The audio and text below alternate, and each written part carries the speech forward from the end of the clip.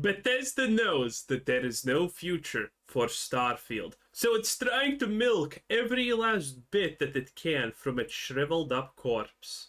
This is one of those unique videos where it's not really meant for you, at least most of you, as here I am really trying to talk to Bethesda, because yeah. Oh, good luck with that. I think it's finally time we need to talk about this paid mod situation. I honestly think you have a better chance at finishing off Trump in a speech outside on a roof with a slight slope than you have to make Bethesda see reason. It's getting bad. Late last year, Bethesda added support for paid mods once again. This is officially known as Creations, and it was implemented for both Skyrim and then a bit later on for Starfield. And unlike many of you out there, and many of you watching right now, I see the potential for this system to work. For me, some of the mods released via Creations are high enough quality that I genuinely think they're worth the money. I mean, hey, Skyrim literally just got a new Oh yeah, the Bard College again. This absolute slop fiesta. It's great, boys. Just buy it. I didn't get paid to shill for it. Sure. DLC-sized experience created from modders and distributed via this system, and it's amazing. This is exactly the paid mod content many of us have been Yeah, this is exhilarating gameplay right there. Wanting for years. Except, as much promise as the system has, it really feels like due to some of the choices being made by Bethesda and what type of content they're allowing in, Creations may not end up lasting all that long, and even if good quality content continues to come, it may end up just getting lost in the mix anyway. I know for a lot of you watching. So, let me just summarize the problem real quick. Paid content is trash, and the store is just overflowing with clickbait garbage, so people just buy it. That's what's happening. This was the previous reason why Bethesda removed the shop the last time, because it could not control the garbage flowing in. Spend 5 minutes making some kind of crap importing a Thomas the Tank Engine character into the game, sell it for $5. This is what it devolves to. And Bethesda has no solution against this. Currently, they try to do the thing that, oh, only people who we allow to do the mods are gonna be able to put things up on the store. Okay. Okay, you give them the sign of approval, but they're gonna still upload shit. That's the thing. That's how it's gonna work. Good luck with that. Right now, any mod that costs money is just too expensive, but for better or worse, not everyone agrees with you, and there is a sizable audience of users who are happy to pay for some types of content. Because you can see, some of the content coming out via this paid mod system is genuinely high quality, even if you don't necessarily— What's high quality here? Agree on the pricing of it. You can build out a full-fledged castle settlement in Starfield. This includes a full castle and separate keep building set and decorations to add on top, wow. but also 30 appropriately themed like I give a shit. Player homes that you can place down on any planet to call home. Want to live out your days in a medieval villa? Well, this mod will have you covered. I'm not really big on player homes myself, but I totally get why people find this one to be worth the money. You can make some of those— I don't. generic spacers in Starfield far more interesting with a fully custom and unique armor set. These armors deliberately designed around— Wow.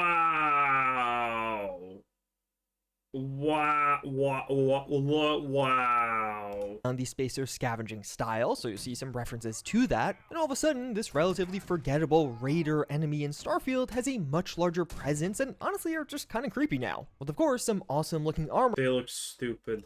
That you could take for yourself. But of course, the best example thus far is the Bard's College expansion for Skyrim, a $10 paid mod that is effectively the size of a full-scale Skyrim DLC, featuring an extensive— Said no one ever. questline, tons of new mechanics, as well as a variety of replayable features. It is literally just a Skyrim DLC, and this team is planning on making several more just like this. These are just a few of the examples of some of the content being released here that is undeniably high quality. Like yeah, maybe you don't actually agree that this should cost money, or maybe it's not worth it for money for you, but I think you can put that aside to understand how some players could see this as being worth a purchase. Bethesda themselves— well, some people have way more expendable money than they have brain cells. That is true. Have been releasing content via this, which is a bit more questionable to me. They just dropped this new quest, Escape for Starfield. It's basically just Squid Game. Yeah, and it's stupid. Starfield version with a ton of options and outcomes, and it's genuinely a phenomenal quest. Easily one of— when people say that there's tons of outcomes, this is, by the way, a blatant lie. my favorite quests in Starfield overall. There is nothing really here that I would call a meaningful outcome. But do we really want $5 microtransaction quests made by the developer of our $70 game? Bethesda at this point has released several paid mods like this, and while I think the Escape may genuinely be the best value out of the bunch, it still does feel a bit icky to be buying in. By the way, these puzzles, I already talked about this. The golden ratio, instantaneously. 1 + 1 is 2, 1 + 2 is 3, 3 + 2 is 5, blah blah blah. What was next? Here we go. PB82, which means there's somewhere the chemistry chart. Oh wait, actually it's right here. Oh no, it doesn't have the right elements on it. So you need to find, what was this? Aluminium, silver. Oh, I forgot what it is, but it's like the super common ones.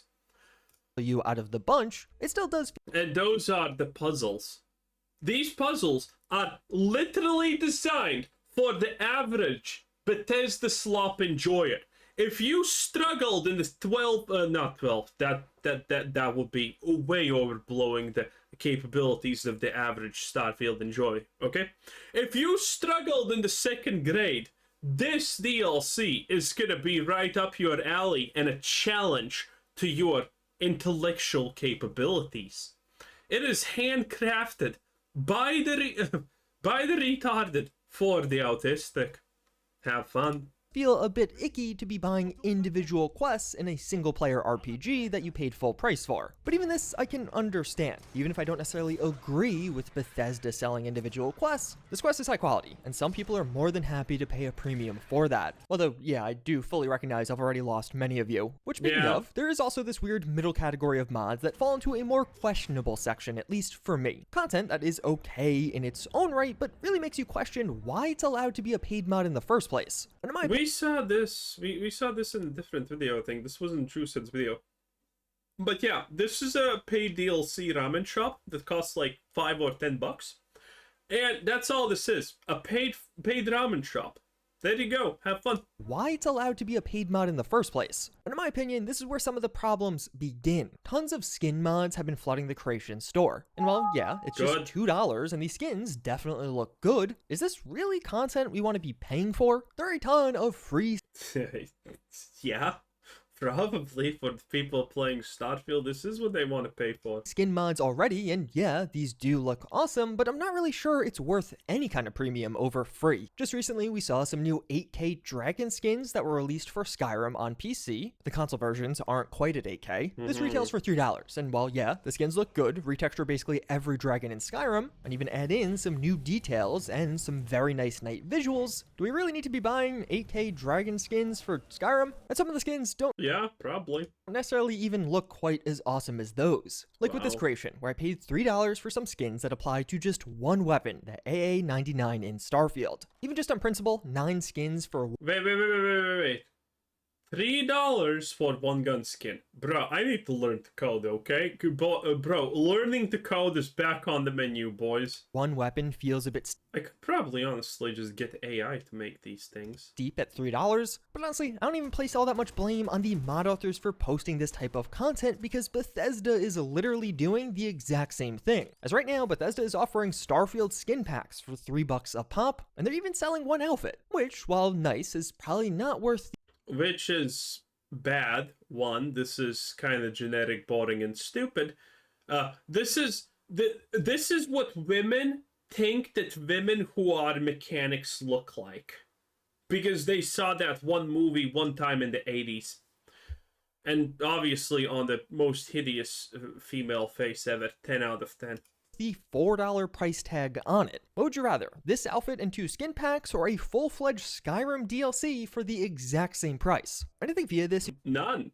I would save my money. In fact, I would rather just burn my money physically than actually buy any of this slop. You can start to see how there is a pretty big value proposition difference between some of the content being offered via this. And hold on, because this isn't even some of the worst of it. While I personally feel like individual skin packs really have no place in a paid mod shop on a $70 game or even a $60 game, some people do, as many of these products do have shockingly high purchase numbers for what I feel is a pretty simple piece of paid content. Yeah, yeah, again, this is the insanity. The people playing Starfield are just... They just exist on another plane of existence. Maybe we're the dumb ones, okay? Maybe we don't understand and see the things that these people see. Maybe we see the dialogue equivalent of, I don't like sand. It's coarse and rough, and it gets everywhere. Maybe we don't see the genius, okay? Maybe we are the drags of society that's gonna be left behind, and in the future it's gonna be different. Maybe, you know? And while I'm not intending to target No, mod authors obviously here not. specifically, lots of the authors who post skins do have several skin packs for sale. And if you add up the value of all of these skin packs, many of them total the price of some of the DLCs, just for a bunch of skins. I'll Good. expand on this a bit more later in this video, but in preparation, I mean, listen, if someone's gonna buy this garbage, all power to them. I'm not even playing this game. I will never touch this game again in my life. I did get the opinion of several authors actually in this program, finding out what Honestly, Starfield is such a waste of oxygen that even pirating it is insult to humanity. they think about all of this. And the simple reality is there is a giant gap in the type of content being offered here. Some of the stuff is incredibly high quality, while some other stuff just leaves me wondering why it was a paid mod in the first place. And just generally speaking, paid mods are an uphill battle. Many users out there, The weapon got stuck in the thing. mods That's Starfield for you. are an up Oh, by the way, people have been commenting. Why am I surprised that the official DLC gun cannot be reloaded if still a bunch of talent points in this game are still bugged from the beginning of the game and that don't work?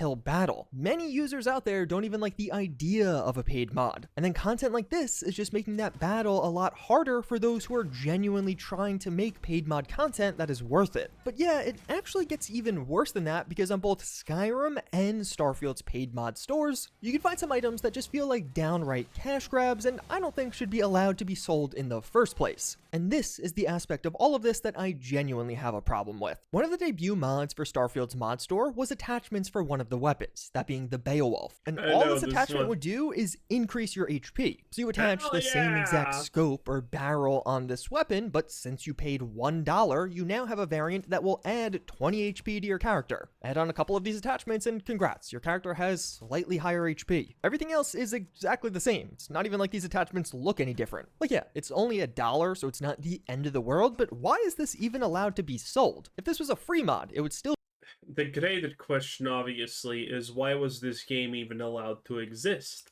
be silly. But as a paid mod, it just feels like complete nonsense. Using console commands to increase your health would literally be easier. You can buy this premium Vault-Tec Vasco skin for $2. Hell yeah, I would pay 10 for this bad boy. And honestly, do I even need to say anything here? Do you think this should cost money? Should this be a $2 premium? No, seriously, I need to.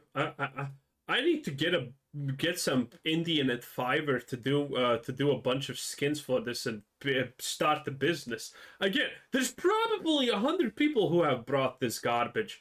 That is free money. Money grows on trees. Purchase for your $70 game? And honestly, I don't even really blame the author on this one. Bethesda has to... You know what I would add? I would add mining and woodcutting. And the kicker would be there's nothing to do with the wood that you cut, and there's nothing to do with the ore that you mine. That's what I...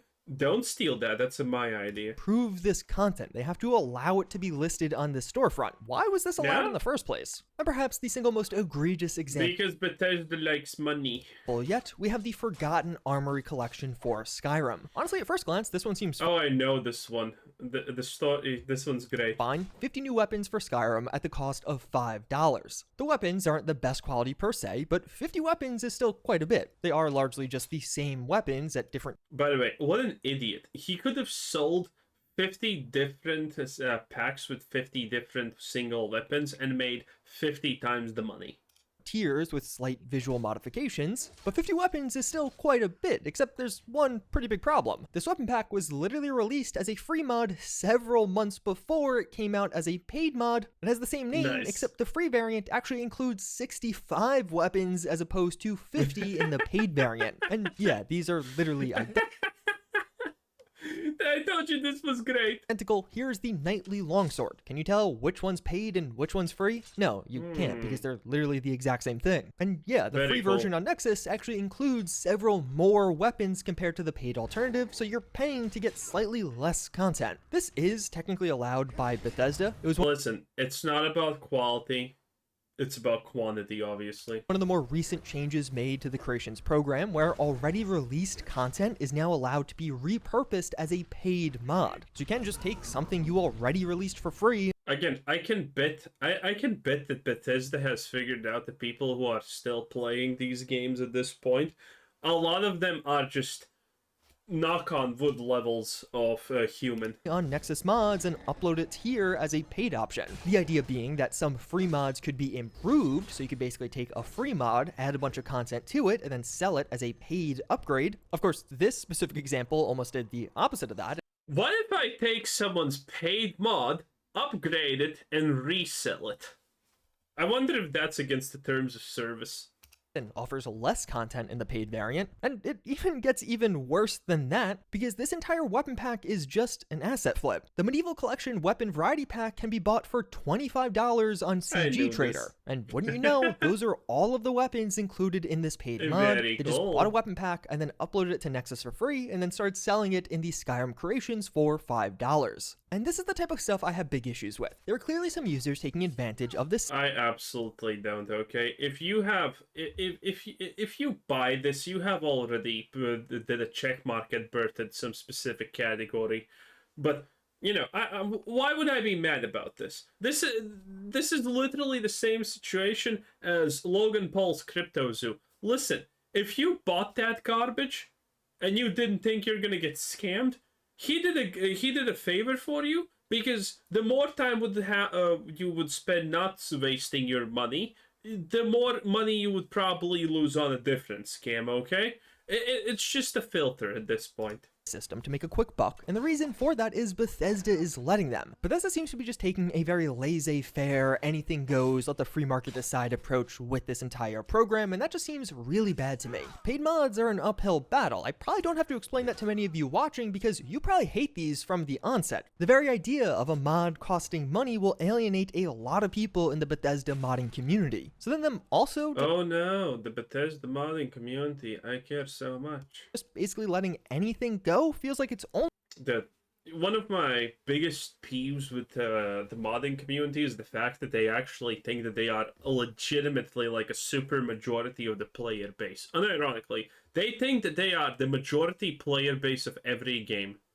It is insane, okay? Only making that entire situation worse. And the reason is they're letting almost anyone in. Since its release, the creation system has exploded with creators. Tons of applications have been accepted, so there are now several hundred users with this opportunity to sell paid mods. And as you can see, there's not a lot of moderation on what's being posted. In my eyes, a lot of this content just doesn't feel right as a paid option. And even further, remember how just recently we got all those leaks around Starfield's buggy update? We had videos as well as images and descriptions of what this new Rev 8 buggy would be. Yeah, that was from people in this program. Bethesda did something that I think is pretty cool and gave some of the verified creators early access to the next Starfield update, and some of those Why? users immediately took to leaking the content of that update. So Bethesda ended up having to pull access from those creators. In preparation for this video, Also, how the hell did Bethesda think people are not gonna do that? I spoke to quite a few of the authors currently working in this creation program, and many are upset with the system as it exists right now and even have concerns over its future viability. Because let's say you're making some really high quality custom content to sell. When you jump onto the mod shop, you'll see a ton of stuff that just isn't super high quality. Lots of skins, some asset flips with some quality content mixed in, but it's not all that easy to differentiate. The shop itself has really bad sorting. Okay, listen, the reason why it's not that easy to differentiate is abundantly clear. You see this creature plushie set? This costs $3. It's literally just a bunch of plushies. This is high quality content and original. That's why That's why all this crap is allowed on here, because why not? The shop itself has really bad sorting tools. You can sort by verified creators, but that'll show you everything released by those people thus far, whether it be paid or free. As well as on the Skyrim side, this also includes all of the old Creation Club content too. There's no He's not mentioning it, but you know what's the best part about these mods? It's the fact that the interface for them is still slightly bugged on each game, and it kind of can break your game and ruin everything if you decide to use this. actual way to just see some of the newly released paid mods. So obviously better sorting system and a way to just see every single paid mod available is obvious to me. But even further, something like Nexus's mod's hot file seems like it would be a great addition here. If a new paid mod comes out and starts selling really well, it should go into this featured section, as opposed to just every paid mod getting featured at some point, regardless of But that makes less money. quality or popularity. But even worse, there's no review or comment system either. You can Hey, listen, this is the communist you wanted. Equal opportunities for everyone. Which means bunch of scams. like a mod, which, yeah, that's definitely an indication of something, but you're just browsing the shop trying to figure out what I can't wait until the point that these people figure out that, wait a minute, I don't have to sell this for $2 or $3. I can sell this for $20. it's worth the money versus what isn't. You're kind of on your own unless you go online and do some independent. At this point, by the way, you just need to make a good enough thumbnail and put something for $25. And then the... God damn it, I forgot what it's called, but this is a human manipulation tactic. It's the concept that something that costs more is going to be more worth it. At this point, you can do this, probably. You can upload something for $25, have a good enough thumbnail, and people are going to download the biggest piece of turd ever. Because they think, oh, look at all this crap that's clearly not worth for $1, $2, $3. And now there's this for $25. It can't be bad, because it's $25. This is how humans work. This is... I forgot the name of it. It's the gift shop fallacy or something like that. I can't remember. But yeah, if people associate higher price with more trustability effectively. And this is... someone's gonna do this, okay? Someone's gonna do this sooner or later, and it's gonna be great. Independent research. A simple 1 to 5 star review system seems like it would go a long way in The people who buy these things are gonna put 5 stars on literally everything. seem vital. This is modding. There are conflicts, bugs, and all kinds of other issues that'll pop up. It feels important to have some kind of consolidated way to talk about this, or even just review paid content, and lacking those features feels like a big misstep that is geared towards having a less informed purchaser. But more so than anything else, it seems pretty clear to me that Bethesda needs to up their moderation in order to protect this system. Nah, that's fine. Anyway, that was Juicehead. 10 out of 10. Bye.